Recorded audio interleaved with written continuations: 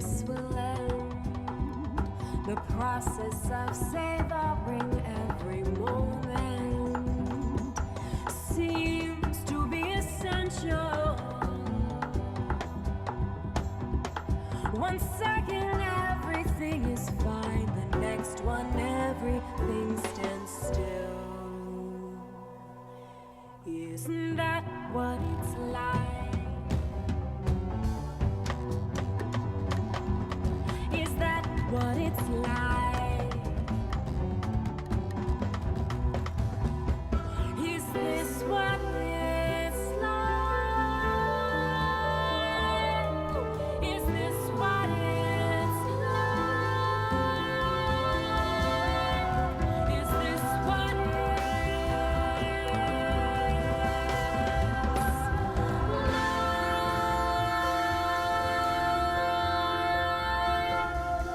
it's funny.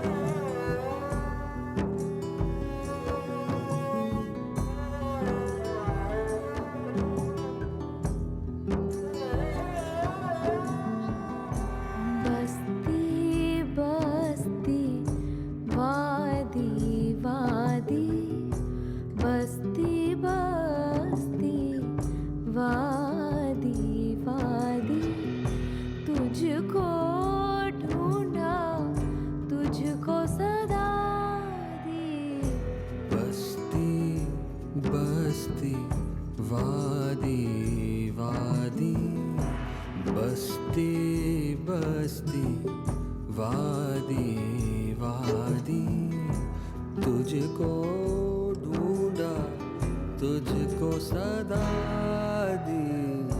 बस्ती बस्ती वादी वादी, बस्ती बस्ती वादी वादी।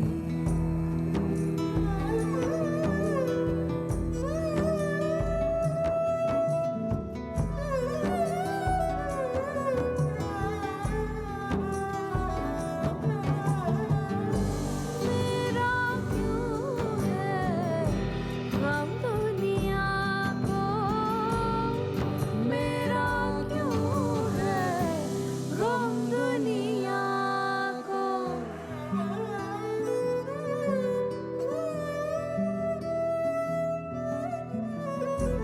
मेरी दौलत मैंने लुटा दी, मेरी दौलत मैंने लुटा दी।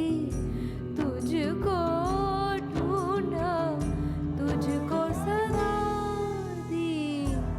बस्ती बस्ती वादी वादी, बस्ती बस्ती वादी वादी।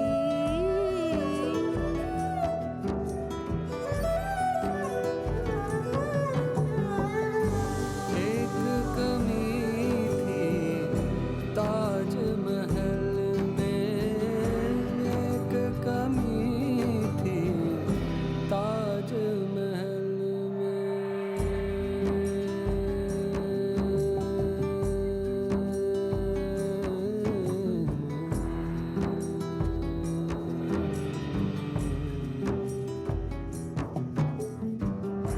हमने तेरी तस्वीर लगा दी, हमने तेरी तस्वीर लगा दी।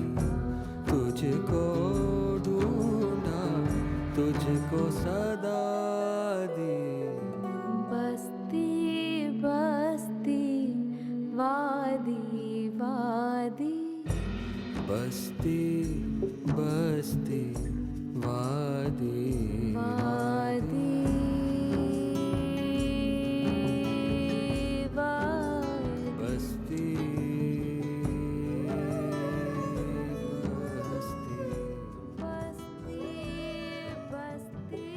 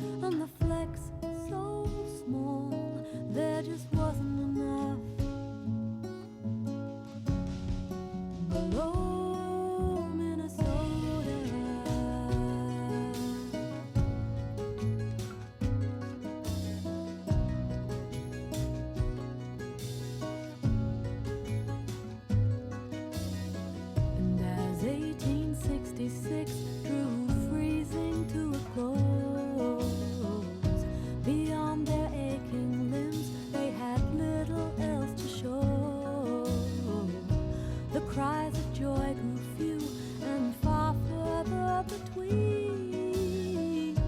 And mostly foolishness was running in the seams. And I feel like those who stayed digging deep for what wasn't there.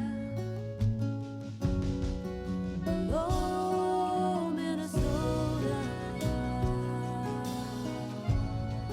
below Minnesota, below.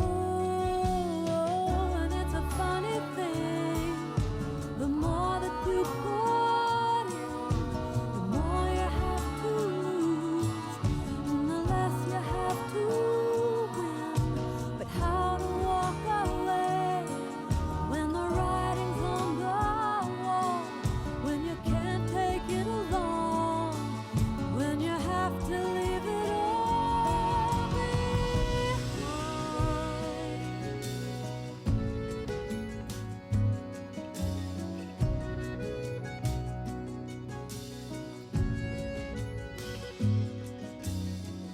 By 67, though, nobody could pretend.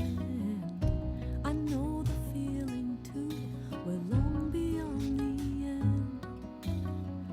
My tools are blunt, and I've dredged all the water dry. I've gotta cut my losses, I've gotta say goodbye. But when I think of you, I'll still wonder if there just might be gold below Minnesota, below Minnesota. There just might be gold below Minnesota.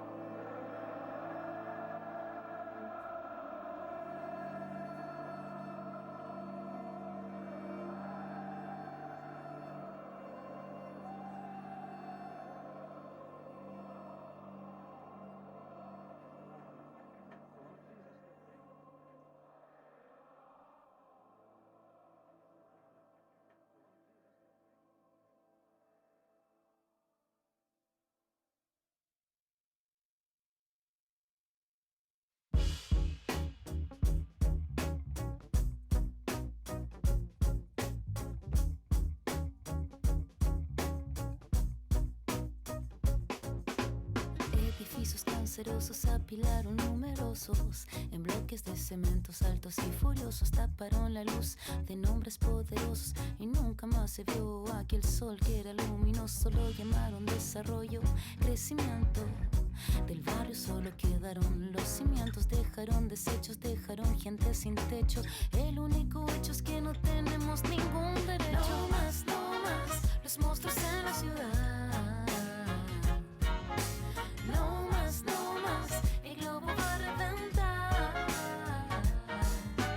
No más, los monstruos en la ciudad. No más, el globo va a reventar.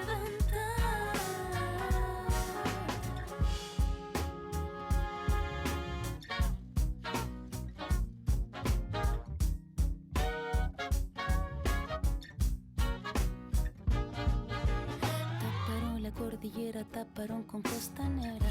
La urbe hierve como una caldera, quema la ciudad de locura en histeria. Y en nuestros autos grandes olvidamos nuestras piernas, olvidamos saludarnos y sentarnos. Mientras la grúa con rabia iba podando el último árbol que miraba sollozando. ¿En qué nos convertimos y hacia dónde caminamos? No más, los monstruos en la ciudad. No más, el globo va a reventar. No más, los monstruos en la ciudad. No más, el globo va a reventar. Puentes, pisos, tendrás que hacer para cubrir todo el cielo y el sol esconder. ¿Será que el poder jamás podrá comprender que este modo de vida está condenada a desaparecer?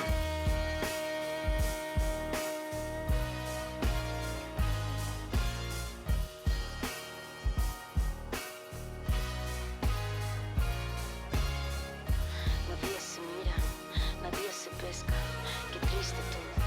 Vida moderna, donde los pobres se expulsan porque dan vergüenza, siéntelos vivir en cajitas que llaman vivienda. Suben el suelo, suben el precio, se especula y se infla todo el modelo. Qué bello sería ver a aquellos dueños vivir en casitas de 35 metros.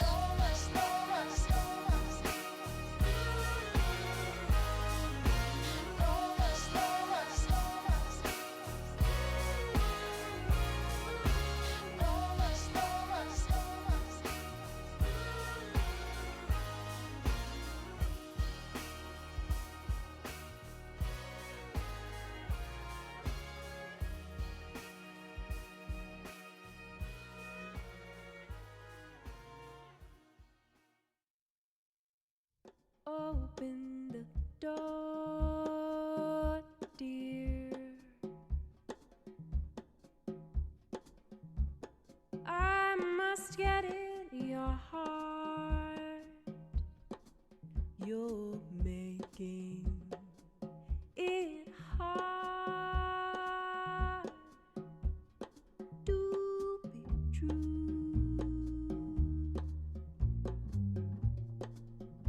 So please come open the door, dear.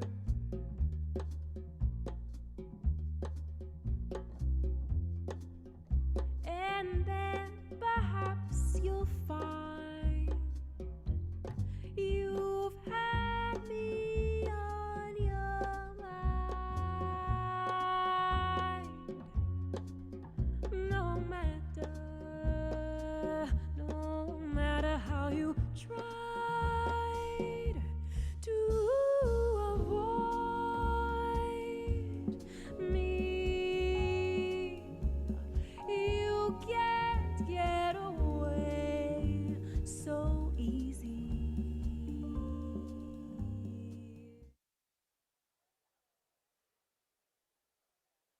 Where's the catch box? Where? Where?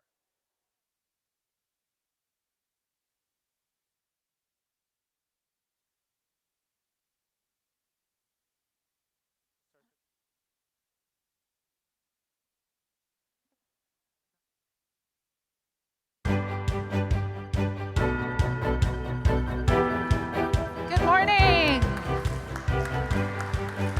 morning, everybody. Good morning. Good morning, David. Isn't that really culturally diverse and interesting music? It sounds like we're on a game show. You know, some of you have commented that this felt a little bit like the Hunger Games. Like, why am I here and what's going to happen? There's no ulterior motive. You're here because we are amazed by the work that you're doing. We want to support it. And most importantly, we wanted to build a community of like-minded people. But I like the Hunger Games thing because we have the group leaders here and they can like fight it out. It's not going to happen. Don't worry. We have like a cage match for culture. No, not a good idea. No? Anyhow, I do just want to talk a little bit about how can we continue that community? How can we support the work that's been done here and create lasting means for these connections that have made these relationships? So a couple of things. First of all of the content that you've seen here, all of the panel discussions as well as the performances are going to be available online. They've been live streamed, as many of you know, and we have a YouTube channel. So that content will be available for you. I also want to We'll also edit it down into like an hour, content so you can watch it over and over and over again. And really, Cindy Kahn came up to me and she said, I don't want to leave. And I said, well, maybe other people will stay here for you. So anybody who wants to stay here with Cindy Kahn, just raise your hands. We'll work something out. Yeah, go on, sorry. Well, as you reminisce and watch the loop over and over that David's suggesting, I suggest that you also think about the tracks that Found Sound Nation has put together. Found Sound Nation, can you guys just get up really quick? Let's give them a round of applause.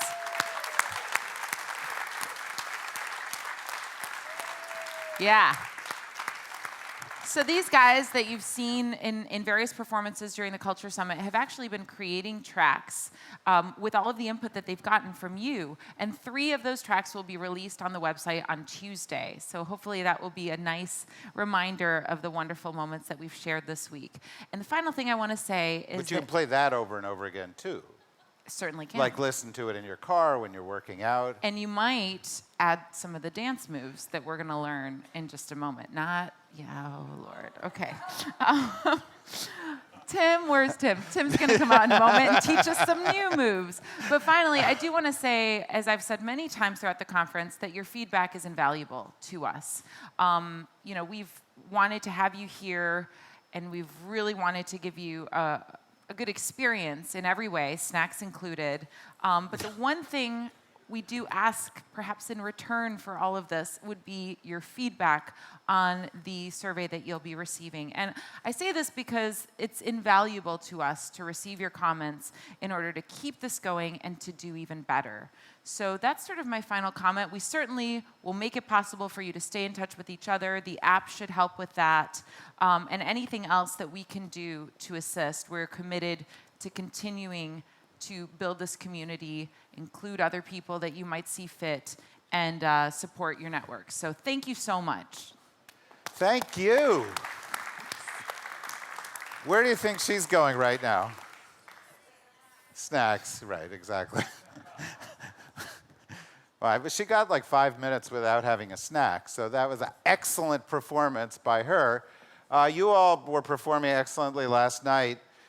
The collaboration we're talking about is we had these great bands, and then you all started dancing, and it was a sight to behold. That will not be on the reel, however. So you're all in luck in that regard. Now, what we want to do here is, in a sort of snapshot way, go over the feedback that we've gotten from each one of the workshops. And admittedly, it's a snapshot. But what we're going to do is we're getting these write-ups. We've already gotten some write-ups from the workshops. And we're going to take them, we're going to turn them into a paper that is a more in-depth summary, that includes kind of not just the top 3 ideas, but kind of qualitative and other kinds of analytical observations from everybody. And we'll circulate all that to all of you as a kind of a white paper, an output from this, just so you've got it as a note. You can get a better sense of what was going on in the other workshops, and then we'll create a dialogue. You may write some stuff back. We may turn it into a thread. We're going to build a collaborative platform. You can exchange views on it, and the conversation can continue. So as you're listening to this, because I know you're going to be a little frustrated and say, wait, we didn't discuss that, or I wanted to make another point, know that this, just like the other sessions, is the tip of the iceberg. We're providing some headlines, we're giving people an overview, but we're then going to turn it into an ongoing conversation, ideally in the concept that we've got, one that doesn't end, one that keeps going through virtual space, but also through subsequent meetings like this one. So, you know what the mandate is. 3 to 4 minutes, 3 ideas, one of which is free, the other 2 can be something else. Start with Panos. Okay. Let's see. First of all, I just want to say I had the coolest group. And I thought it was, who's from group 7? Okay. Here? Who is from group 7? Come on. Okay, cool. I mean, we had a puppeteer, a clown, a Pulitzer Prize winner, a princess, and somebody from ExxonMobil. You know, so that in itself tells you that One of these things is not like the other. So we boiled it down to 3 action items around 3 questions, and I sort of narrowed it down to everybody by saying, let's make them actionable within a year, and ideally doesn't cost a whole lot of money. So the first question was basically, how do we change relationships between funders and funded while considering local issues, or basically issues that are local, how do you elevate them to global awareness, and the other way around? So Did you say glocal? Glocal, and it wasn't my Please, term. nobody ever used that expression again. As a matter of fact, I was told that that term existed and to make sure that I mention it. So, Wow. The first idea is to create more artist delegations that go to events like the World Economic Forum, so effectively elevate the artist perspective among events that are not traditionally artist-centric, but also create virtual platforms for perspective exchanges and direct relationship building between these communities. So these could be through online platforms like scale sharing, YouTube, lynda.com, or a Facebook group. The second question was around how do we create basically more cross-sector relationships, and specifically around groups related to arts, science, politics, and business. And the action item there for us is to create a pilot in 4 cities, 4 countries, in 4 different continents that effectively builds on the concept of cross-mentorships between these constituencies. So almost have a reverse mentor relationship among all these different groups. And the third was how to effectively measure progress. And I think this was maybe the most challenging one, because you can take it in all kinds of places. But we said, why don't we just start with a group that's assembled here and actually build on the very app that we have here. And that was to effectively continue to take the pulse of the attendees through the year around the following measurements. Are we developing our skills? Have our connections improved and diversified? Are we continuously inspired? Are we creating new exchanges? And then have we taken action following this particular event, and then measure it within a year? So these were our 3 action items. Thank you very much.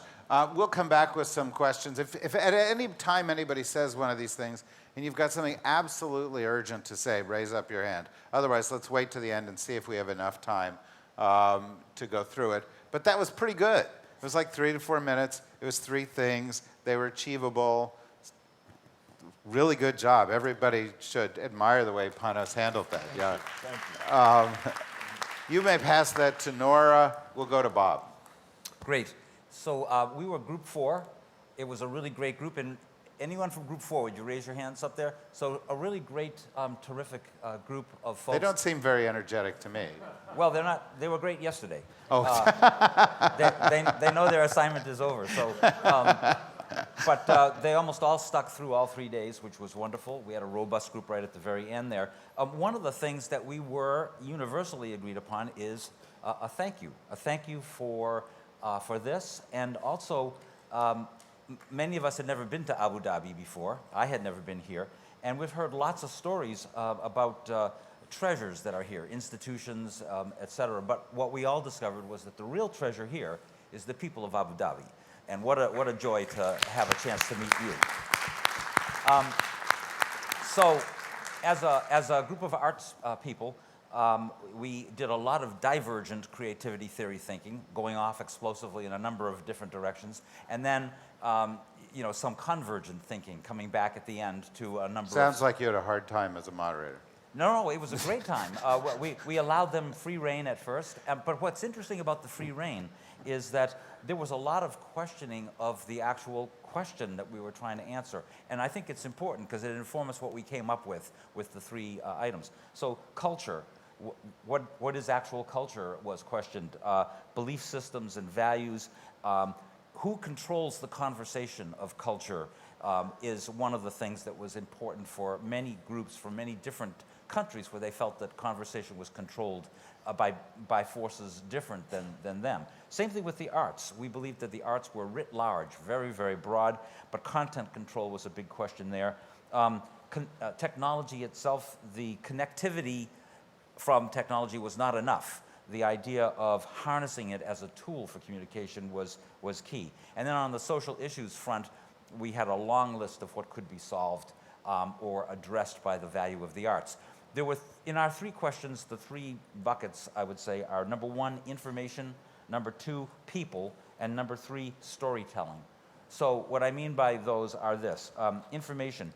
We wanted to spend time with this group again, gathering theories of change information for how the creative process of the arts could affect social issues. It was more important to our group the creative process itself that could be brought to the table than any specific art form or pieces of art helping with problems.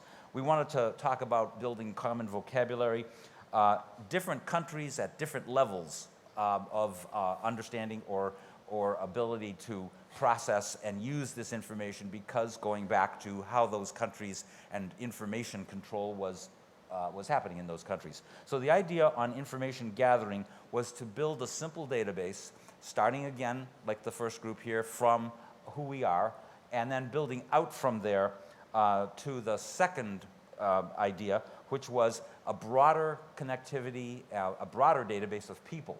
Individuals here in this room, along with the capacity building that would start with this group and expand to everybody in the room had 100 other ideas of people or institutions or organizations that could be brought in to help harness the power of the arts for social change. So that's the second thing.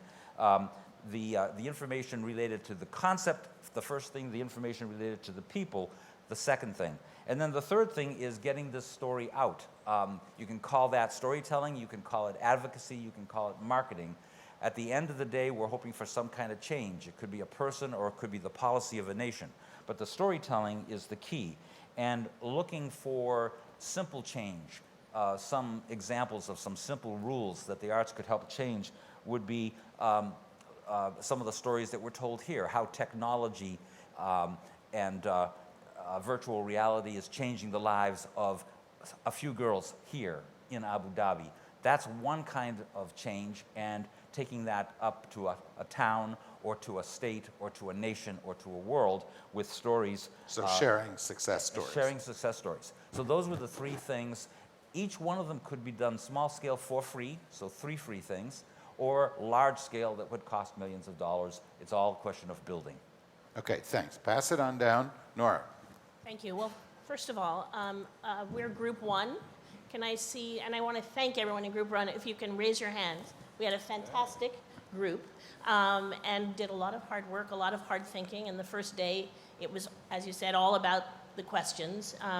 The second day, we spent most of our time talking about language and words that were important as we framed what we would do yesterday. So the buzzwords that, well, more than buzz, the impactful words that we focused on yesterday, or day before yesterday, were empathy, synergy, trust, access, and impact. All of those things we feel are vital to the success of culture. So I want to thank everyone in the group, and we all want to thank the summit for having us here. It was very powerful, and I thought very meaningful discussion.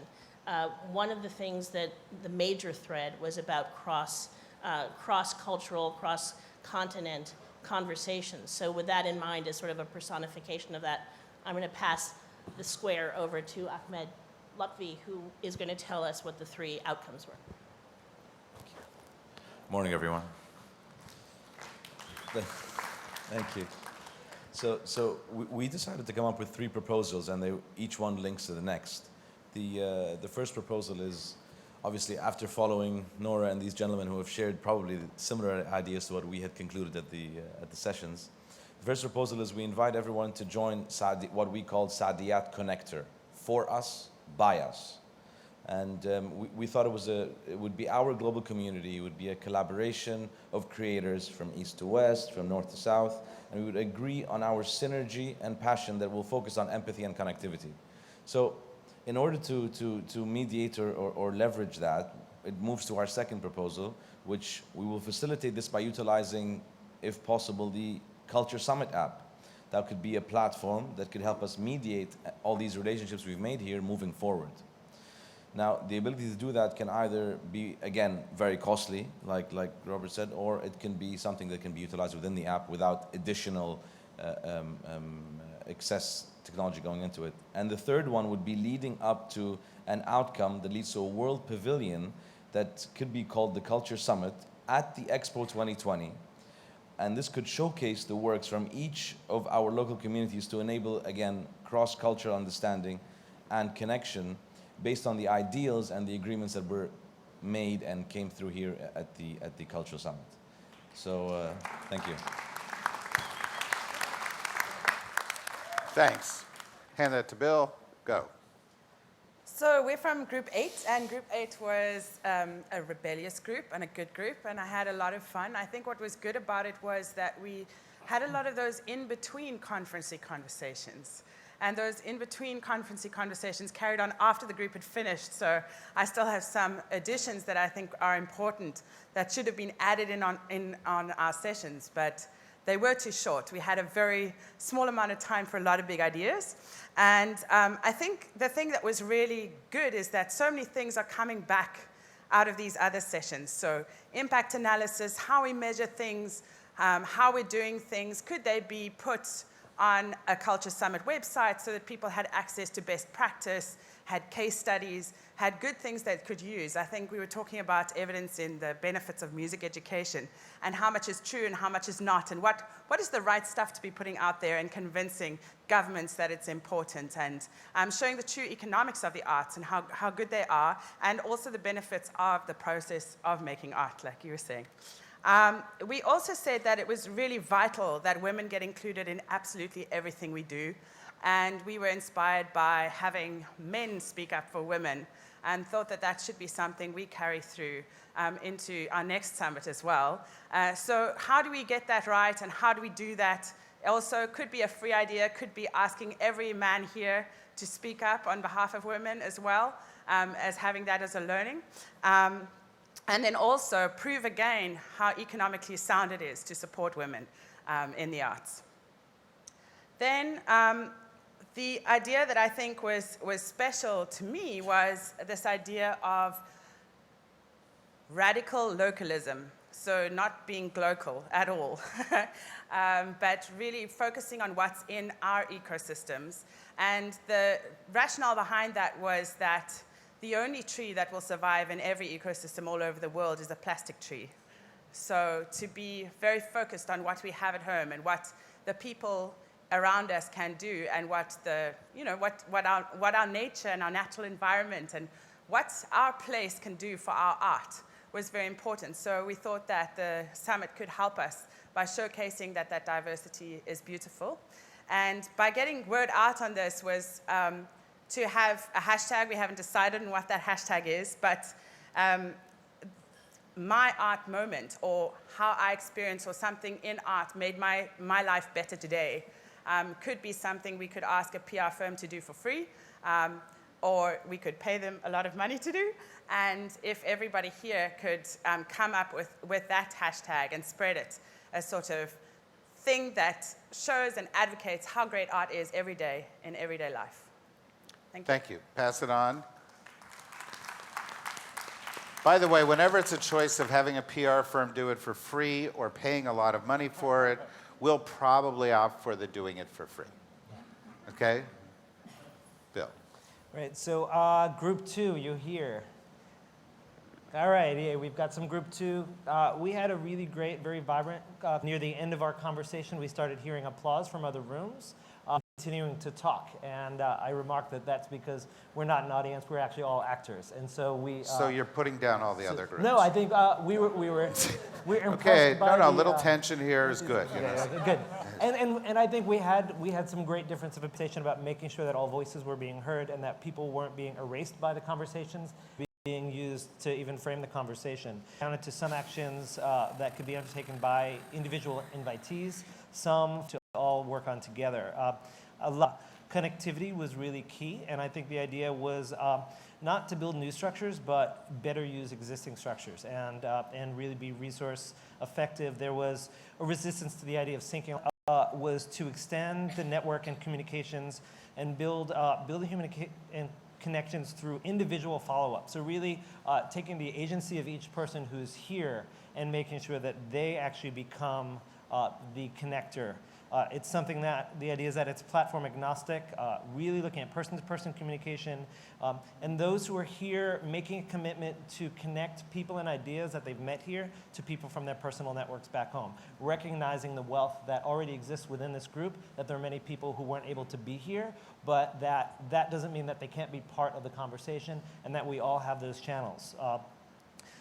And it's a way to really widen the circle. The second, which is related, but since we're charged with coming up with 3, is to create an opt-in contact list separate from the app. I think there was a feeling that a lot of people hadn't signed up to the app, and they still should. It's not the only way. I think the idea is to have a loose structure which would allow multiple ways of engagement. On everything from Facebook, email, phone, WhatsApp, Twitter, group meetings in your own town, and really using the existing tools. And then third is, I think, the community collaboration, which is to create a mechanism for community participation in program design for the future. I think many people were really grateful to be here and recognize that the networking conversations were the most valuable part of being here. And I think that the talk show format was, I think, less valuable than the workshops and then all the meetings that were happening at the in-betweens and the meals. And so I think having a conversational planning approach to create a more participatory summit in the future, I think, is also something that was very important to the group. Simon. Well, I was co-leading my group, so in what has very much been the template of my life, I'll take all the credit for it, but Christy did all the work, so I'm going to let her do it. But oh, well, can we just thank Simon for that incredible meal we had last night? I mean, yeah. And then some, Simon.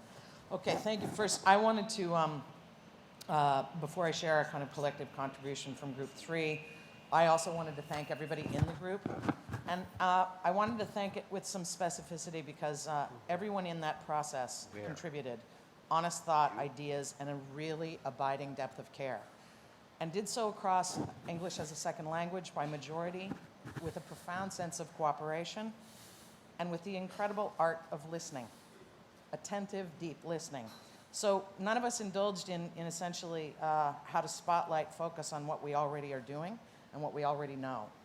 And instead, we focused on how our shared beliefs and yearnings... Can you just hold the box a little closer to your...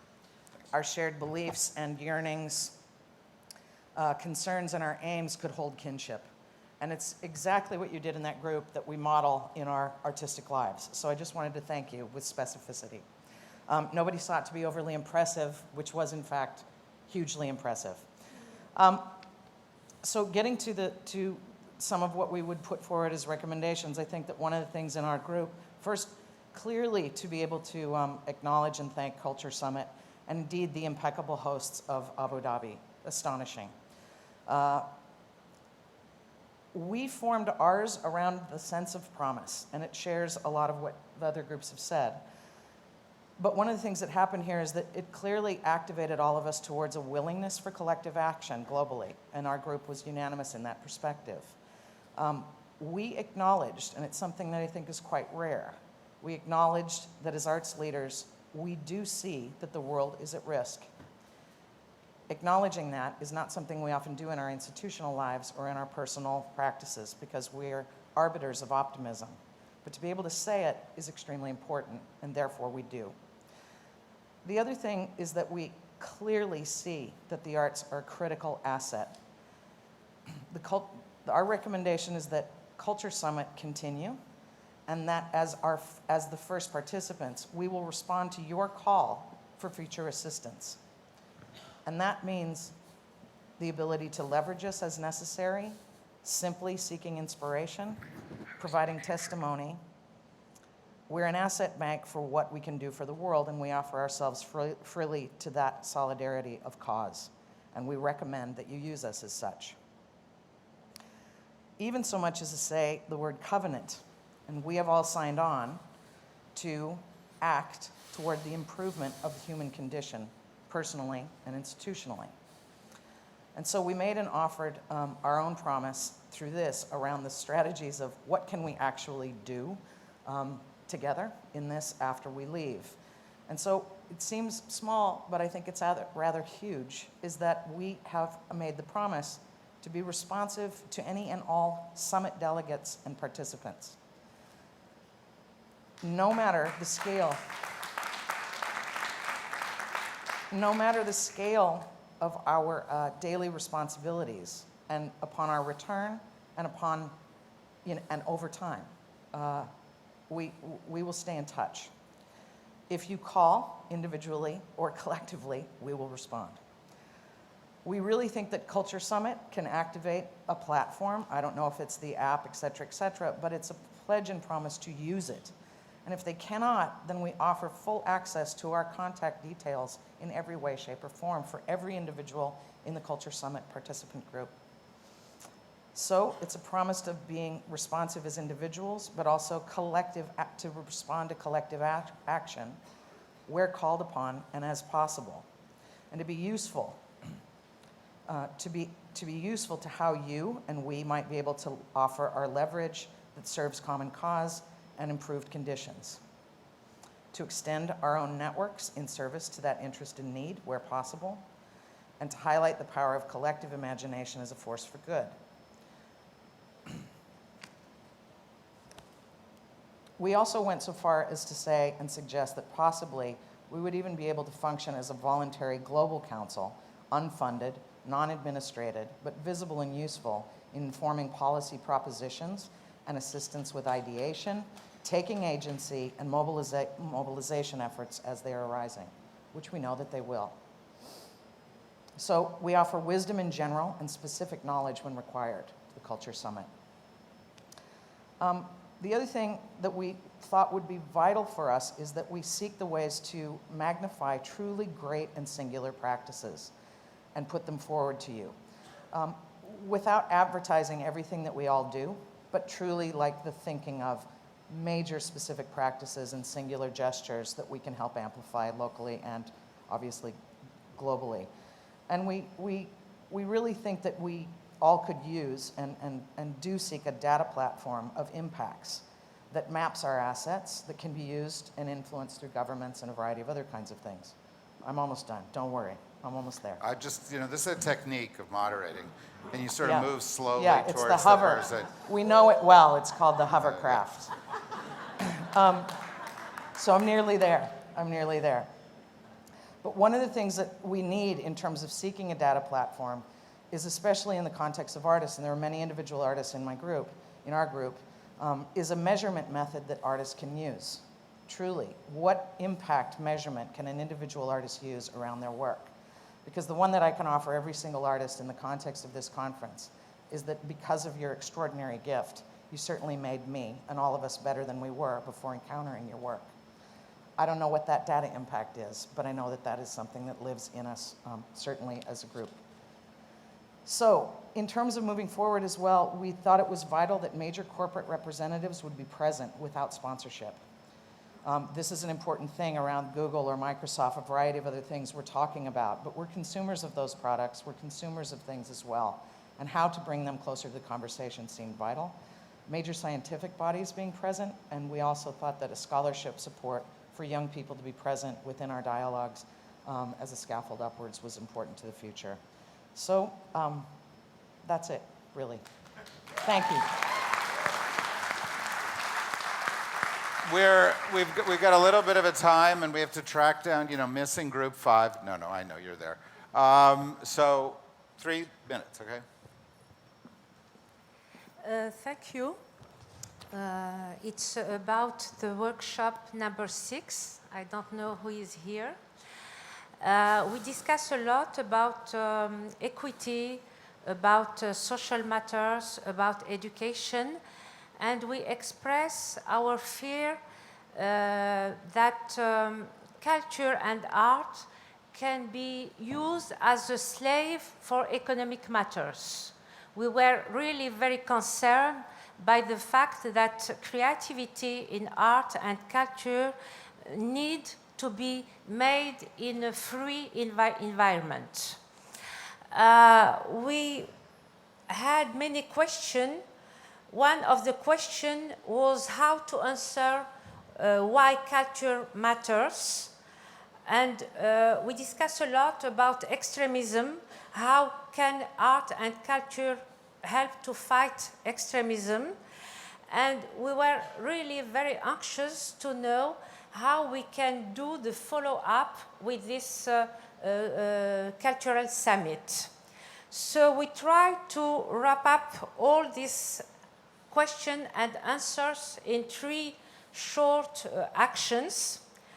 One of the actions is like many of other workshops, is to try to make a social network based on the Culture Summit. And I'm going to go very briefly because it's more or less the same idea. The purpose is to try to share all the experience, the success, and not only the success, also the lesson that we can share with all the group. And we think that making this network is nearly for nothing. It's not cost. It doesn't cost a lot. The second proposal was how we can manage to have new business model that can include the very essence of culture and art, and very essence, the skeleton of culture and art is about social cohesion, is about solidarity, is about trust, is about interconnectivity. And how can we trust, how can we build a new business model about it? And I think that we can base this new business model at a national level on something that is not going to cost because it's already there, is to try to push the Ministry of Culture to use indicators to evaluate the whole participation of the culture and art to the GDP. Not only the economical one, but also the social part. And I think that there is already a framework, there is already indicators. What we have to do is just try to convince our governments, and in our government, the Ministry of Culture, to use it. And if we have these indicators, then we can speak and we can argue by using numbers and not only by conviction. We are convinced that culture is powerful. And this will not cost nothing. The third proposal, and I'm going to say it very quickly, in our workshop, we were really anxious about the dying languages. And we know that dying languages is a key part of the intangible culture in each country. So we try to we had a proposal how we can support in each country, and especially in India, some of the dying countries, and I'm going to finish here. Thank you. Very much. Very, very interesting group of proposals. You have, because everybody went long, you have 10 seconds. I'm very sorry. No, go ahead. Thank you. I'm from Group 5, and it was moderated by Sarah Johnson, who is not here, who's left. So she left it to myself and the other Sarah to talk about what we agreed on. So I'm going to take 2 of the points, and Sarah will conclude. We talked a lot about technology in the group.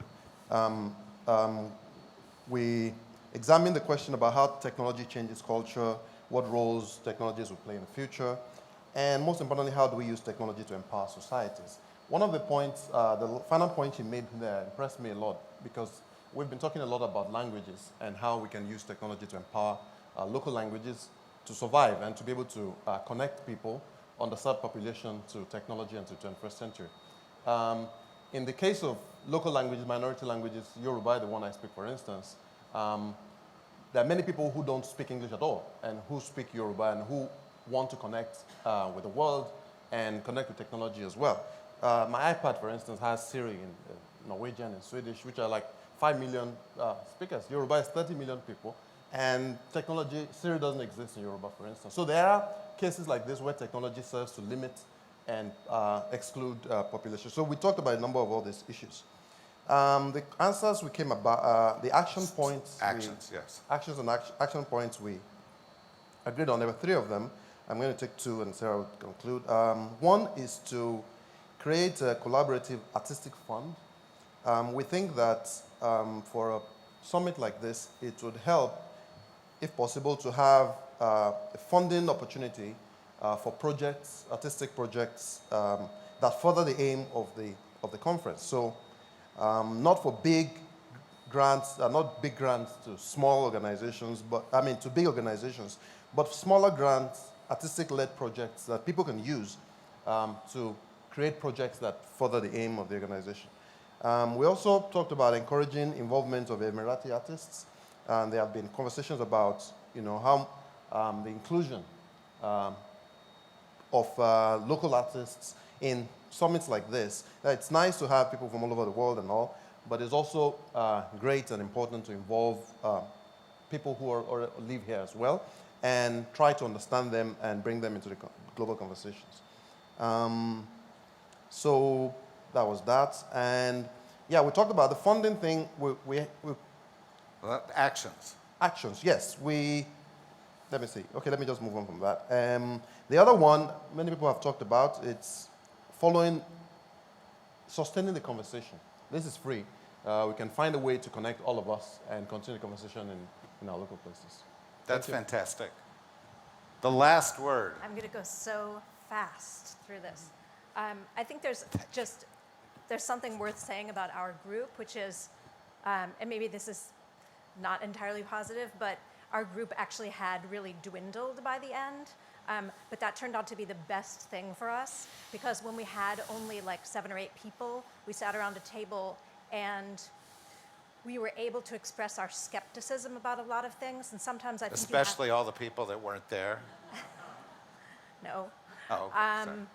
We forgot who they were. They were gone. Yeah, they were dead too. They were in the past. Right. So but I think it's only once you get past your skepticism that you can start to be generative and productive in what you're talking about. But so I just want to start with some of the things we were skeptical about in broad strokes. We're wary about the instrumentalization of culture. We're skeptical about the effectiveness of metrics. How are they generated? How are they used? Someone pointed out, I don't know what the data impact is. I'm taking that out of context, but that little snippet I wrote it down, so it must be meaningful. So then, in terms of what Kola was saying, and just let me put in this parenthetical, he has because he won't brag about this himself, he has an amazing website called yorubaname.com, and you put in it is to collect all these Yoruba names that otherwise would vanish. It's in beta now apparently, but it's just amazing. So So sustaining the conversation, here's the version of that with costs. Host an annual convening here, and then further to that, here are some recommendations on tweaks to that convening or questions to consider as you shape it. Could there be some voices from this summit that could contribute to shaping future summits? Someone already said that, so I'm stuck with the things that everyone already said. Could there be more inclusion of local Emirati artists? And as a kind of subset of that, we noticed that a few poets were represented, but this is one of the global leaders of poetry, this region. How might the summit allow the UAE to dream a dream of global cultural equity, of global valuing of diversity, which is nurtured, sustained, and celebrated at the summit and through its activities as they develop? How might the summit further help the UAE to expose its own art to a wider audience? And this is a more nuanced one, but how can the discussions here get beyond advocacy for the value of arts, which is a bit like preaching to the choir, to deeper conversations? That's more of a tone issue. We all believe that the arts are important. So if we could just, one of the things is there's not enough time. So you have to shave off some of this, anyhow. A caution. Action? What? The action, we're getting to the third action here. The third, yeah, okay. And a caution that the larger the conference gets, the harder it will be to support meaningful exchange and dialogue. So if it was like 1,000 people, that might not be a good idea. And so we had 3 because he did 2 and I did 1. Okay, excellent. I just want to emphasize that we're going to go to each of the groups, get the details, and write a much more extensive discussion paper so that all of these points will be mentioned. So I'm not trying to, sort of shave things off of your work. I'm just trying to get the headlines here, and then we'll get a more in-depth paper and share it. And by the way, these ideas will continue to be welcome, right? So as that conversation continues, we expect to have more ideas and more action items and even to collectively begin to prioritize those. But this is the beginning of this conversation, and we're trying to achieve a lot of things. And I think if you listen to these, there's certain commonalities. And I'm going to focus on summing those up in my closing remarks. We've got a couple of things left for the day before we get to closing remarks from Nora, who is sitting over there, and Mohammed Al-Mubarak, and Carla, and myself. And so let me just tell you what those are so you know what's coming. We're going to have a dance performance here right now, and then we're going to have, speaking of local arts and getting a sense of what's going on here, one of the biggest developments is clearly the advent of the Louvre, which is opening very soon, and so we're going to have a brief presentation on the Louvre and what's going to happen and what it's going to look like and so forth, so that all of you get a sense of that, a preview of that. Then we're going to go to the Way of the Rain, and I encourage all of you to get there early, get a good seat. It's a wonderful piece with wonderful music and dance and art, a dubious voiceover bit, because the voiceover guy wasn't able to show up, and so I'm going to do that. But I have a very resonant, manly voice. You're stuck with it. Anyway, we've got a very good performance of The Way of the Rain, and then we'll go to the lunch, where we've got another set of Emirati performers, and we'll have our wrap-up. So great morning.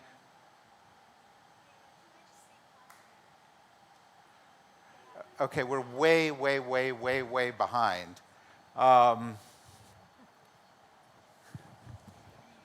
Here. Thank you, and I know we're behind. I just want to say, I want to frame something that just happened that I just want to point out. It was a little moment, Bob, talking about divergency and all the conversation you were having, and then a reframing of, oh, it must have been hard moderating that group.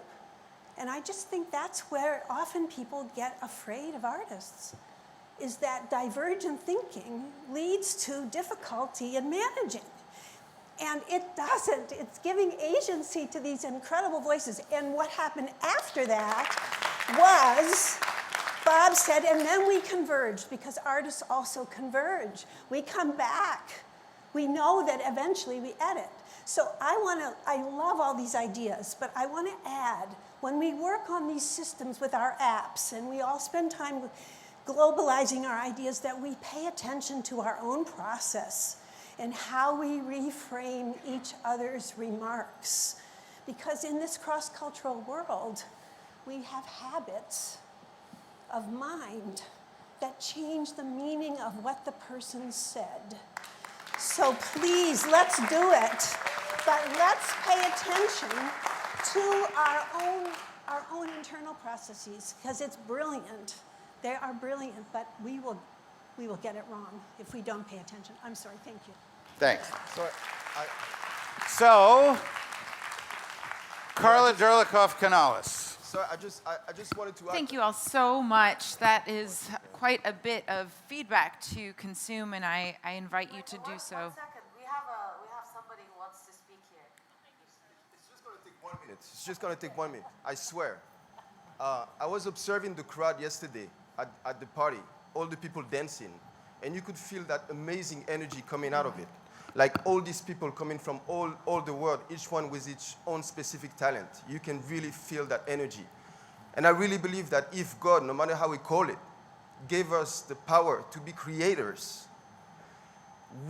it's time for us to prove that universalism is not a utopia, so we can make it proud of its children. So I wanted to say that this is a great opportunity, seriously. Like this culture, so I want to thank this Culture Summit and the organizer, because it really feels like something is possible, because we are getting more and more aware, and we are getting more and more aware of each other. That's all I wanted to say. I'm sorry for thanks.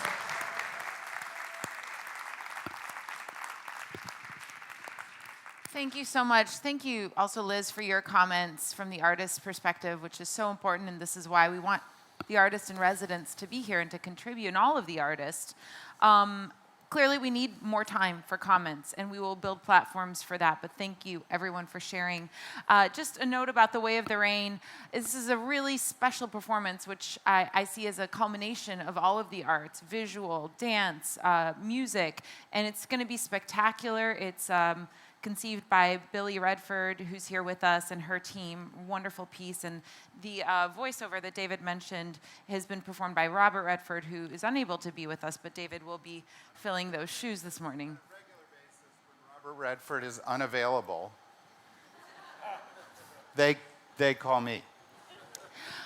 Well, up next, we have an amazing dance performer with us who's been working on this all week. Again, one of the things I'm hoping for with the future of Culture Summit is that this might be a laboratory, a sort of space for innovation and exploration and collaboration for artists. And Tim Casson has done some amazing work while he's been here. He's originally from Yorkshire. He trained at the Brit School and Bird College before completing an MA in Contemporary Dance at London Contemporary Dance School. In 2013, Tim founded his company, Casson and Friends, to create contemporary dance performance with a focus on collaboration. He works extensively in education and also choreographs for stage, television, and opera. Let's welcome Tim Casson.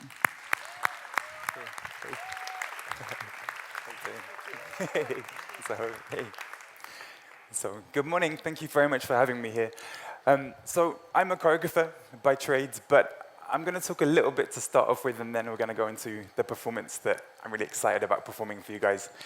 So I wasn't really sure if I could be a choreographer because I didn't know if I had anything to say. I just knew that I wanted to be creative. So what I decided to do was I would practice that creativity. So I created this project called The Dance We Made, hence the t-shirt, and it's really quite simple. I would go to a public place, and I would be there for between 1 or 2 hours, and I had to create a brand new dance. And the dance would be about 2 or 3 minutes long, but the catch was the fact that I wasn't allowed to make any moves up myself. I had to work with the people in that place, and I had to get them to give me the movements and give me the ideas. And it was great fun. Creatively, it's like having a new box of Lego every single time. You get to make something different. And the more I did it, I realized that people were engaging with dance in ways that they didn't usually. So They were understanding the process and being a part of that process. And I believe that if you engage people with the process, they'll be a little bit more engaged with the product. Even better if it's about them. So this was all going kind of well, and I was really having a nice time. And then I met this guy, and I'd made a dance with him, and I performed it, and I said, okay, so how can I do this better? And he said, so you know the jump, that big thing you've got in the middle? How about you put it at the end? Because you just need a big ending to a dance. And I kind of realized that then maybe I have something to say. This guy was making a compositional decision, and the kind of decision that I have to make as a choreographer all the time. And he, 5 minutes earlier, had said, I don't know anything about dance. I'm not creative. I can't dance. So I realized maybe this is it. Maybe this is what I have to say. So there are 3 things that I believe that underpin my work. The first is that I believe that everybody is creative inherently. They just might not have the chance to be creative. The second thing that I believe is that everybody can dance. The people that I'd meet in the street, like 70-year-old women who say, oh, hey, I do belly dancing on a Wednesday. Can you do this move for me? It's incredible. And the third thing is that dance can happen anywhere. And this dance is happening right now. So I was really focused on this creative task, and then I started watching the YouTube videos. So there's something I should say as well, is that because of my generation, we film everything. So we filmed all these dances, we filmed all the people that we met, we filmed everything they asked me to do, and that goes online onto our YouTube channel. So I was watching these videos, and I realized that people were smiling. And then that hit me. So as artists or creators or performers, we do it because we love it. And as a kid, I used to watch TV and copy all the dance moves. You might hear a piece of music and you want to play that beautifully. You might hear a story from someone and you want to tell that story to your friends because it really touches you. It's about joy. And I feel like I haven't really heard that word so much this week. So I suppose it made me realize that if it's about joy, maybe we should remember that. That's the catalyst for so many of us. So let's not forget why we do it. So, thank you. So the project is still going. We've worked with over 1,500 people to help them make dances. We have made probably about over 100 dances now. We're starting to move around the world and make dances in different places. I've started teaching local dancers to engage with their communities and do the same thing. And it's really exciting. So that's basically what I've been doing this week. So I came here on Monday morning with no dance. I didn't have anything to do. I had this performance slot that I had to fill with something. And over the last few days, I've been working with about 20 people. You might have seen people with little badges. Could you guys put your hands up if you kind of gave me a dance move? Hey, very good. So you're safe on this side because no one's seen the dance yet. So then what I do is I stick all these movements together, and I've been speaking to people about the CultureSummit, about the themes that have been coming up. And yeah, it's been a really exciting thing. But there's one last thing, actually. Someone who's going to remain nameless asked me, like this guy, and suggested that we had a big ending. So an ending that involves everyone. So what I'd really like to do is, don't be scared. So I'm going to come over here, and I'm going to give a high five to someone. In fact, no, I should start over here. I'm going to give a high five. So I'm going to make contact. And then from that point, I would like you to make contact to someone else, and someone else, and someone else. And we're going to send this contact all the way around. So it could be a high five. It could be an express handshake, because we haven't got a lot of time. It could be eye contact, but you're going to send that to as many people. Should we have a little practice? Should we have a little practice? Okay, go. Okay, so go. Faster, faster, faster, faster. Because David's going to be on me if we don't do this quickly. Can we do it like we've got 10 seconds to do it? Go, send it, zapping, zapping, zapping. Keep going, keep going, keep going, keep going. Go, go, go, go, go, go. Even faster. I love the coordination with the phone there. It's great. Go all the way around. Fantastic. We're nearly there. Like chucking an invisible ball. Keep the energy. Awesome. Great.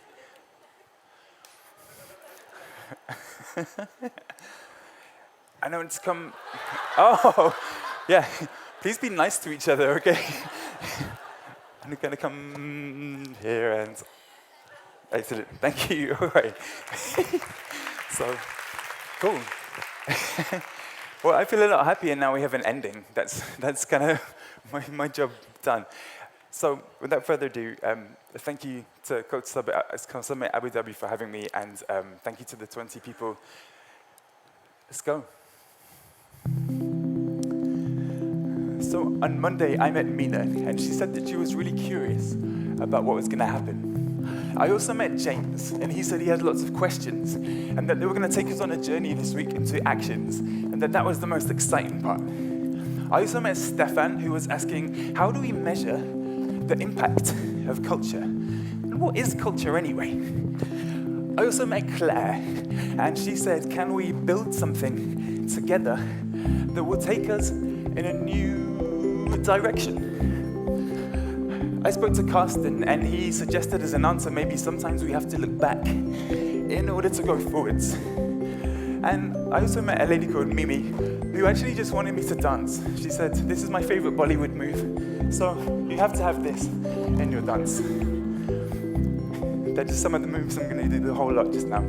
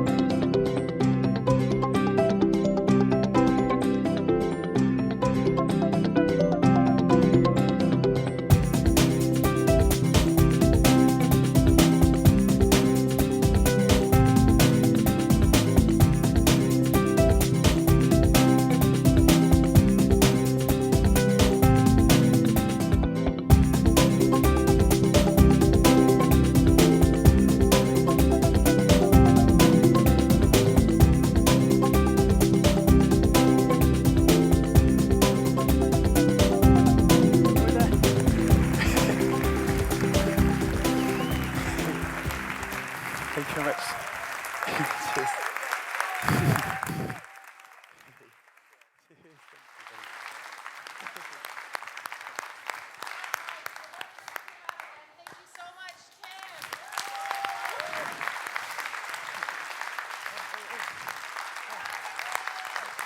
You ready?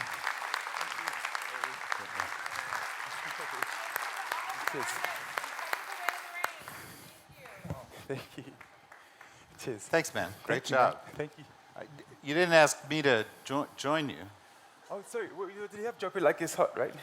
Yeah, Can you show just me drop the it. move? Well, you just go down Yeah. There we go. like that. Excellent. Thanks, man. Yeah, all right. Okay, that's something that will not be on the video. Trust me.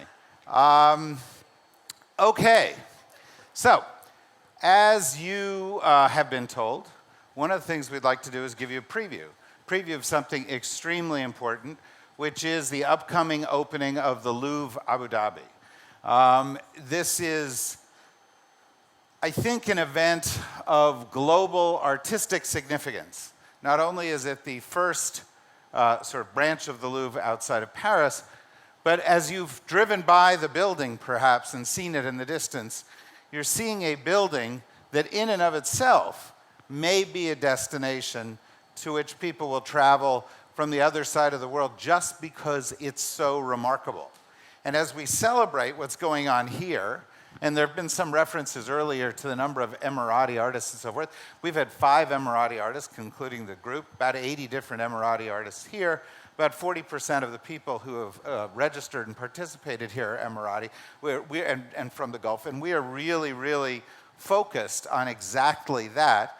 But some of it's collaboration, some of it's development, some of it's new things that are on the horizon. And the most exciting of those that's going to open up very, very soon is the Louvre Abu Dhabi. So we're pleased to have with us Manuel Rabate, who's the director of the Louvre Abu Dhabi, and Hissa Al-Daheri, who's the deputy director of the Louvre Abu Dhabi.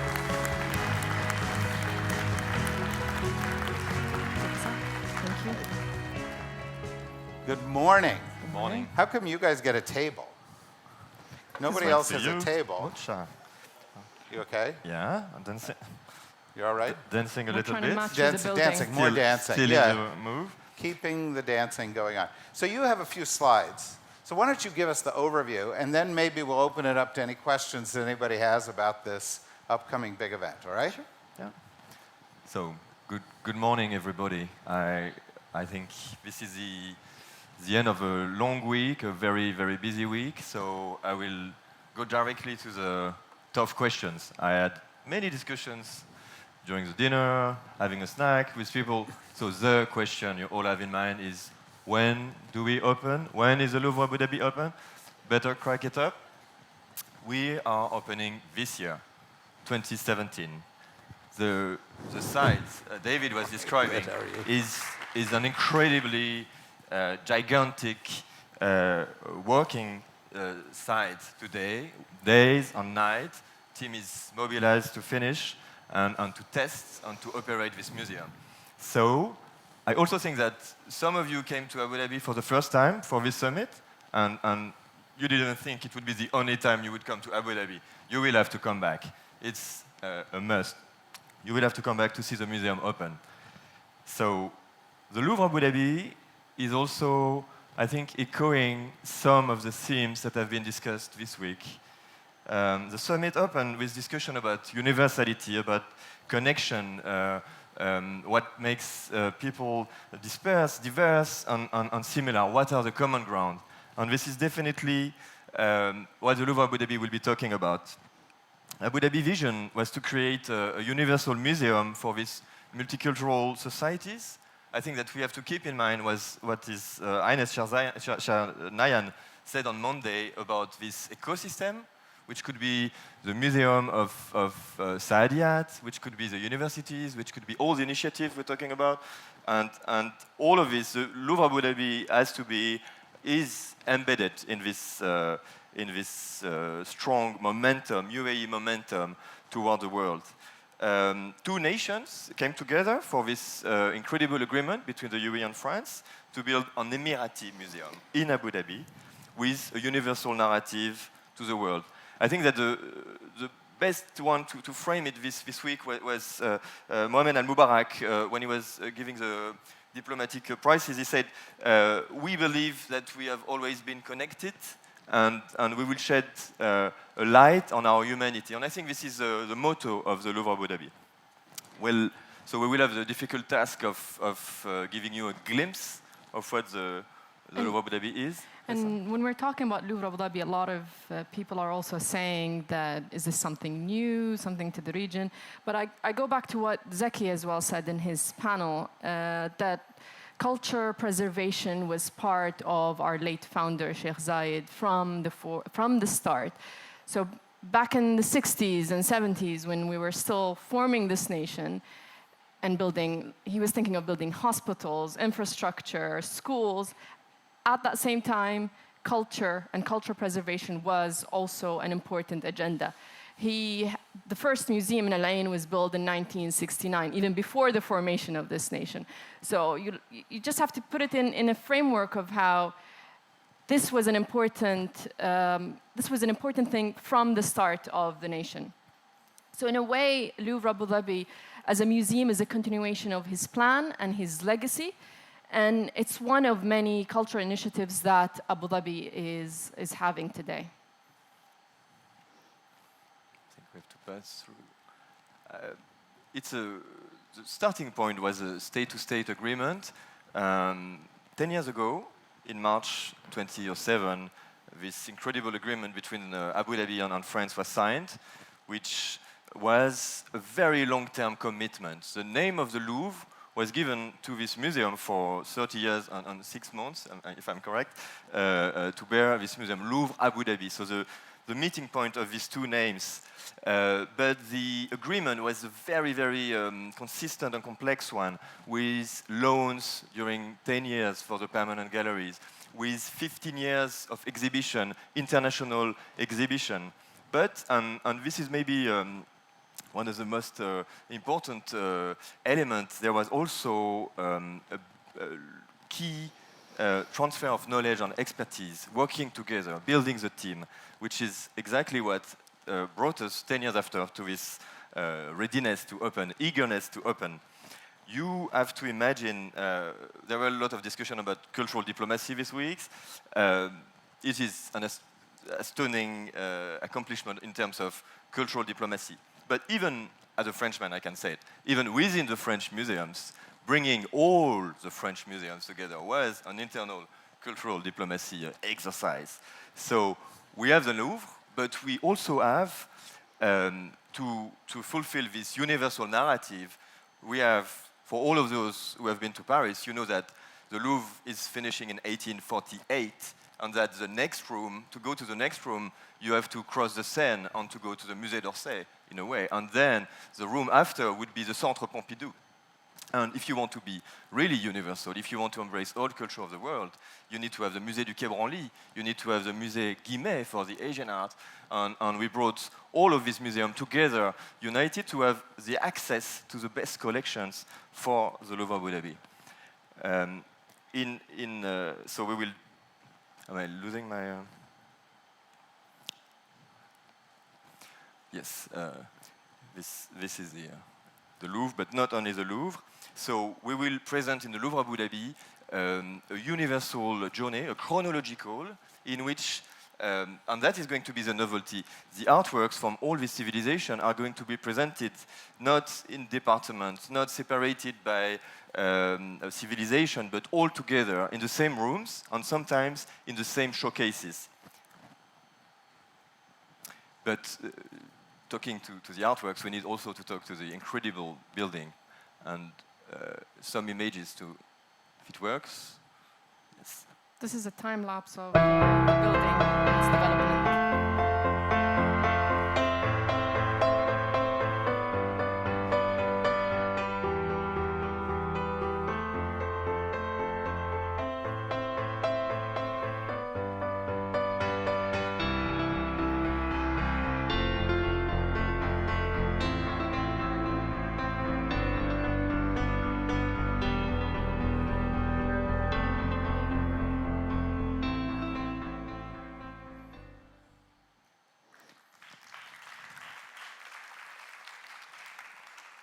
If we go back to the building and design, really amazing about John Novell is his ability to design.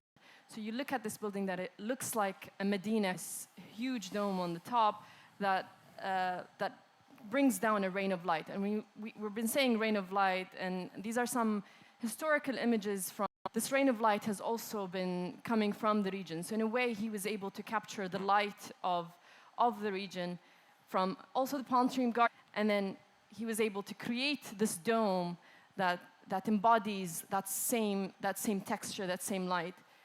This is the kind of feeling you get walking under the dome, which is an incredible, very relaxing feeling, as if you're walking through an oasis. And the museum is a complex Medina city in which you can learn and discover the artworks. You can also enjoy. You can see here we are between the permanent galleries on the left side and the exhibition spaces. But we also have a children museum, a project we're very proud of, with actual real artwork that will be the first room for the family and the schools. And the museum has also to be a place in which you enjoy and have a good time. So we have a cafe, restaurant, and a shop. So you have here the feeling of walking through while the dome is floating around you, and walking through the city. And what's incredible about this dome is that there's only 4 pillars holding it up, and it's hidden within the buildings. So when you walk under, you don't see where the pillars are. You feel you just got this big dome on top of you floating. This dome weighs almost the weight of an Eiffel Tower. And all of these stars, there's around 7,000 stars on top, and each of these stars are unique stars that have been designed separately and to create that special effect. So, creating this museum was a good opportunity to rethink the narrative of the traditional museography. As I was saying, to put objects from different artworks in the same rooms, in the same showcase. We will try to give you a glimpse of the collection and what we're going to exhibit. We had the chance over these 10 years, thanks to a wonderful curatorial team. I think Jean-François Charnier, who is leading it, is among us today. We had the chance to build an incredible collection, which is the legacy of Abu Dhabi, which is the collection of the Louvre Abu Dhabi, and which includes today more than 600 artworks, and that will be shown alongside with the 300 artworks lent by the French Museum. We are following up. So as you can see in this, this was an exhibition in which we tried these museographical principles to see how the artworks could be together, and it was one of the very important room on religion, on coexistence of sacred objects in full respect, which was absolutely appreciated by the local and international audience. We will show you some ideas which are on this standing Bodhisattva from Gandhara are a way of expressing the similarities, the formal echo that you can find in the dress. Of course, the Roman on the west and the Bodhisattva on the east would be themselves echoes from the Greek, and this is an example of explaining how the pattern and the forms can travel. Another artwork here that you see on the left is an Islamic fountain from Andalusia, and the one on the right is a German aquamanile, both from the 12th, 13th century. Putting them next to each other allows us to think about that times when there was a conflict of crusades, and Islam and Christianity thought were very different, but at the end of the day, they've created objects that they look quite similar, and the use of it, one had water as a fountain, and the other one was to wash your hands before ceremonies. So you start questioning the difference between civilizations and cultures when they produce very similar objects. And after showing this echo between artworks, we also will share with you as a teaser, some of the key elements, some of the key artworks that will be exhibited. This one is one of my favorite. It's the Bactrian princess, an incredible, cute and tender, and at the same time powerful object, which was acquired and which is part of the Louvre Abu Dhabi collection. We know only about 40 in the world, and I think this is one of the most beautiful ones. 5,000 years ago, mankind was able to create this beauty, and it will be exhibited in the Louvre Abu Dhabi. This is another piece that we've announced recently of a funerary set of Princess Hanatawi. We still don't know which princess was placed inside this set, but it's part of what we're doing is researching and trying to find out more. This is going to be a fantastic little clue or riddle for the whole world to solve.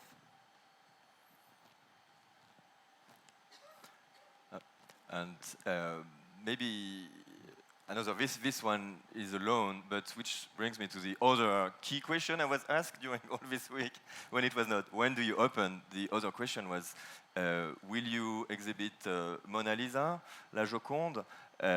So again, we have to be clear, La Joconde, Mona Lisa is an old lady. She's not traveling anymore. She's resting in the Louvre, and God bless her, she's there and for a very long time. But thanks to the incredible commitment of the Louvre, and Jean-Luc Martinez has to be really saluted for that, we will have, and it will be the first time that a Vinci painting is coming to the Middle East, we will have La Belle Ferronnière, which is one of the key masterpieces from the Louvre, coming for 1 year at the opening of the Louvre Abu Dhabi. This is another masterpiece acquired by the Louvre Abu Dhabi, which is a miniature, but not so miniature because it's quite a large polier. It's an Indian polier, and what's so beautiful about this, and we wanted to show this to you in reflection of this summit, and how it depicts court life, but also the idea of performance, the idea of dance that is happening inside these courts. It's a beautiful, beautiful piece that will be on display in the museum. This is another piece as well by Osman Hamdi Bey, who a young Amir studying. He was from Istanbul, but what's really interesting is that he was taught by Orientalist painters. And then he came back to Istanbul trying to depict his own culture with an Orientalist style of painting. So it gives you in that reflection of how to represent the self, but with another form that was taught by the others. And ironically, we will finish this masterpiece exhibition by the first one of the collection. This Mondrian is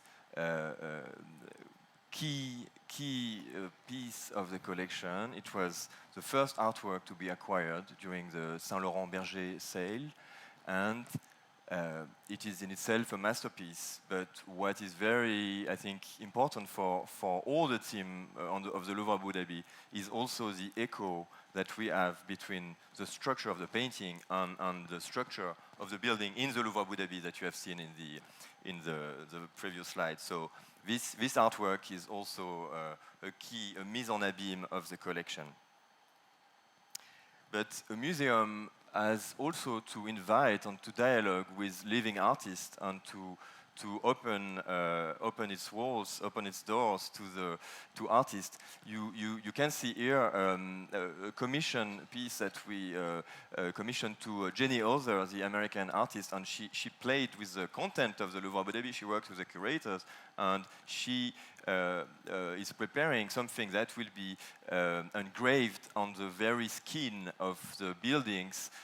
Three key texts. Here you have Akkadian Sumerian tablet of the creation of the world from the Pergamon Museum, which is engraved on the walls. But we also have an extract of the Muqaddimah by Ibn Khaldun and a text by Montaigne. They will be on the very wall of the museum as an invitation from the outside to the inside. Another of these commissions also that you see here in the middle of the roads or this inside the building is by Giuseppe Pannoni. It's going to be a tree that in a way rises up to the dome and will converse with the dome. And on the either sides of the tree are two windows that you see that are going to have some porcelain that has been done in collaboration with Sèvres in Paris. And this image that you see on the right side is actually one of the porcelains. It's going to be these huge round porcelains that start with the fingerprint of the late Sheikh Zayed, and it's a continuation. And the idea of that, how a single print can continue and create this huge impact. Then when we talk about the museum, we also talk about its audiences and its people. And here we've got some of the images of students that we have been conversing with, have been collaborating with prior to the opening of the museum, whether through our exhibition, through our public program that has been ongoing the past years. So this was a key part of the establishment of the museum, is its audiences, linking with schools, having an impact coming through the schools. And it's fantastic looking at these images and even remembering stories with little kids saying that this is a fantastic way of learning through exhibitions. I've seen little kids that come with their parents and trying to show them what they've learned and how they have done things. So just with a small exhibition that we had here, this had a huge impact. And we're looking forward to the museum opening, which would even have a further impact. These are just some images that we wanted to share with you. And another question that always comes up is, what do people here in the UAE think about this museum? And I'll leave you with this teaser that we have worked with the art newspaper on. We asked several people in the community, some of them you have met through the summit, about what they think about the museum and what's their favorite artwork. So this is just a teaser of the project we worked on with them.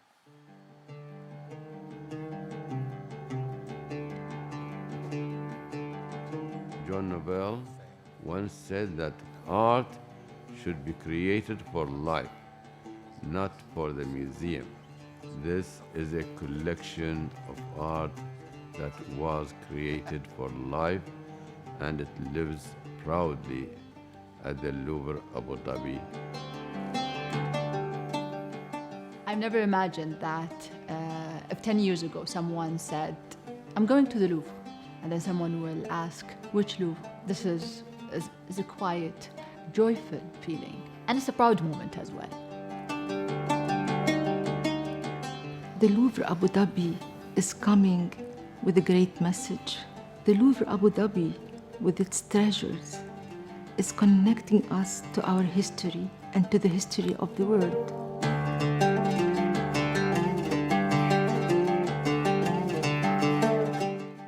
Every piece has a different story. The pieces that we're going to have here at the Louvre Abu Dhabi, it will ignite the juices of the mind. It will bring out these questions. Why this? Why not that? It will bring out the questions, how important is this versus some others? And I think this is what we want.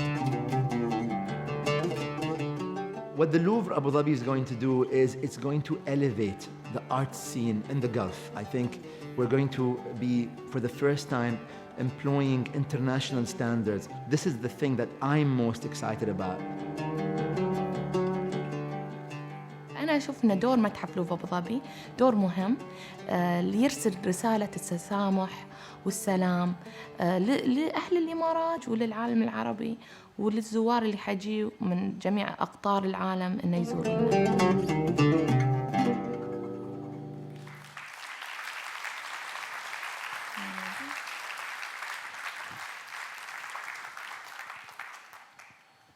Do you want to repeat anything you said in the movie? No. Does anybody have any questions? We have a couple minutes. You have something remarkable springing up not too far from here. Nice. Good job. I was just wondering what the current acquisitions budget is. I assume you're still adding to the collection? The museum, which doesn't acquire, dies. So in the very momentum of the opening, there has been a lot of effort to be ready to have these two collections working together, embedded. So none of the acquisitions are going on should normally after the opening still go on. The partnership with France involves a step-by-step diminution of the artworks on loan. So the collection of Abu Dhabi of the Louvre Abu Dhabi has to exist and to have a critical size by the end of these 10 years. I also wondered, obviously that, humidity is the enemy of artworks, and this area does have quite a bit of humidity. I know, homes in Abu Dhabi have mold problems. And in fact, the Louvre Abu Dhabi has invited water around it. And I just wondered if that's presented special challenges. maybe when I was presenting the building, it wasn't too clear. Yes, it's under an open dome and these small houses that are coming out like a Medina, but these are enclave exhibition spaces that are on standards to present artworks. And this has been from the beginning, from the start. Absolutely. From all, Sultan Al-Kazimi was saying international standard. This has been embedded in the program from the start. So each of this room is in itself a little jewel of technology and of redundancy and security. So, no, it was embedded from the start. It was really embedded from the start, from the program, to have the museum that could host forever the collection of Abu Dhabi on the French lawn. Okay, we have about 5 minutes. Quick question, quick answer over here. Yeah, very quick. I'm just wondering, you seeing this as another positive step towards cross-cultural dialogue between folks from the Middle East who are in France and Paris and some of the tensions that exist there, and how are you disseminating or communicating that through the institution? What? I'm not sure I got it completely. She's saying, if I've got it wrong, but this represents a possibility for helping in the cross-cultural dialogue in France, between France and the Middle East, as well as the cross-dialogue here. Absolutely. A real, I mean, as on myself I was saying, a real partnership has to go both ways. And I think that paradoxically enough, the French are learning a lot from this experience. And the example of the Children's Museum, for instance, was taken. There is a little gallery in the Louvre, which was it's not a canton paste, but it's a reflection which was done for the Louvre Abu Dhabi, which triggered some leverage within the Louvre. And so these back and forth are definitely going on. Hi, Manuel. Hello, Saif. I threatened Manuel with some questions this morning, but he said don't ask them. Manuel, you talked about the art, you talked about the project. Can you talk about the knowledge transfer? Can you talk about how capability building is also part of this long and deep relationship with our French partners? Absolutely. This was also completely embedded in the program from day one. So the team is composed of Emirati, French, international people, and all of them have this transfer of knowledge in their objective, and this is definitely something which is done by the team. We use the project itself as a learning tool, but the access to the French museum system and to the international, beyond not only the French, is also allowed by the agreement, which is we bring experts, we bring museum specialists, we bring from all museum people are very diverse, from the curator to the security up to the people expert in public and education. So we bring these people to Abu Dhabi and they share and they exchange and they we also work with the university, with a program. There is one with Sorbonne Abu Dhabi, but we have connection with Zayed University, with New York University Abu Dhabi. So it's a network effect. The last question from there. Thank you. Do you see or do you define any role for Louvre Abu Dhabi to help other museums and collections in the region who are facing difficulties because of conflict, disaster, economic crisis, etc., looting? Do you see any role for your institution, your museum, to help them? Can I answer? Please. I'd rather be fair. This is an initiative that's being undertaken by the Tourism Culture Authority, and it's part of what we launched with France and the other nations in Abu Dhabi in December and in Geneva and I think in Paris, and we discussed it a lot in the last few days. One of the outcomes is the concept of safe havens. And the Louvre Paris has already said that it would be a safe haven for such sort of threatened antiquities and items. Abu Dhabi is very committed to this initiative. The Louvre does have the facilities that are worthy of pursuing such ambitious initiatives, but I think it's better to ask us this question once we've opened, and we'll give you a very concrete answer. Thanks. I think that was a good answer. Thank you very much. That was great. I have to say, I guess we got to go on a tour of the Louvre construction site 6-8 months ago. And 6-8 months ago, I came out thinking this is one of the most remarkable things I've ever seen. It is an extraordinary, extraordinary building, and I didn't see any art in it. I just saw construction workers. So this is really a remarkable development on a global scale. This is not just big for the UAE. I think this is big for the art world. It's big for the world as a whole. You know, Saif here, who is answering these questions, has become, in the minds of many of you, your favorite Emirati, because he was the architect of the clothing donation that was made to all of you so that you would go home better clad. So I think,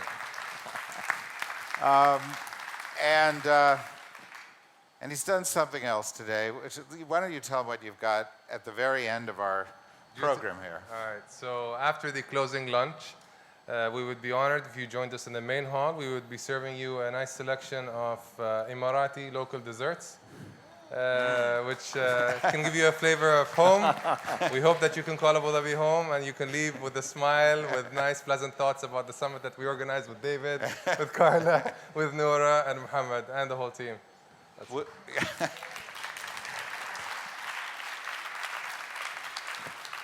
This is a kind of a dirty trick by Saif because he's kind of a fitness nut. And I just encourage all of you, if you see him there and he's not eating the desserts, make it. You make an exception.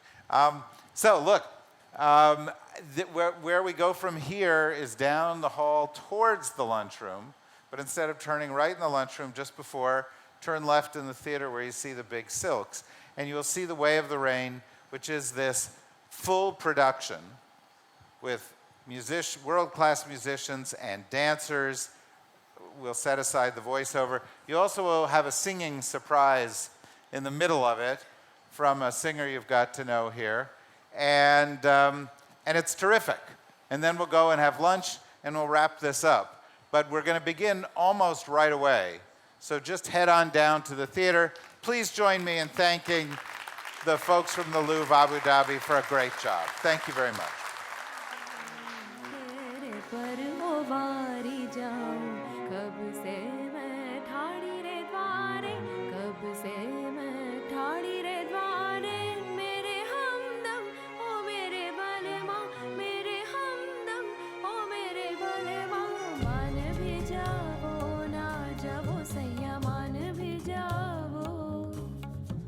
मान भी जाओ